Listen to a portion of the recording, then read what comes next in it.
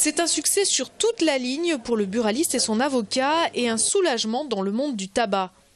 C'est un combat pour récupérer donc la vente des cigarettes électroniques dans le réseau des buralistes. Le réseau des buralistes qui encore récemment a entendu parler de 50 cartouches donc, de possibilités d'importation des produits frontaliers.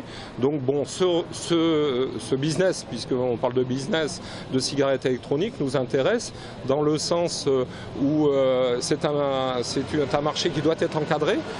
Premier élément, la publicité de la cigarette électronique est une activité interdite puisque le Code de la santé publique prévoit bien que tout produit, même ne contenant pas du tabac, mais rappelant l'acte de fumer, doit avoir sa publicité prohibée. Le deuxième point tranché par le tribunal, qui est un point extrêmement intéressant, c'est que le Code général des impôts et le Code de la santé publique a prévu que la cigarette n'étant pas un produit purement banal, tout produit, même ne contenant pas du tabac, mais rappelant l'acte de fumer, doit avoir sa commercialisation réservée ou réglementée dans le cadre du réseau de distribution des buralistes. Pour la société Ismoclean et son défenseur, en revanche, c'est l'incompréhension.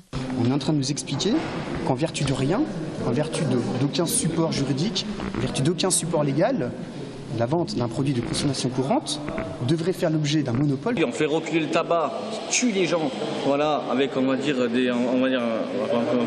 la vapote, les gens, nous, enfin moi je sais que je suis spécialisé là-dedans. Voilà, j'aimerais bien mettre un buraliste en face de moi qui me vend une cigarette électronique pour voir exactement s'il est vraiment autant professionnel que nous. L'avocat d'Ismoclean a d'ores et déjà interjeté appel du jugement du tribunal de commerce, un appel qui suspend l'effet de la décision.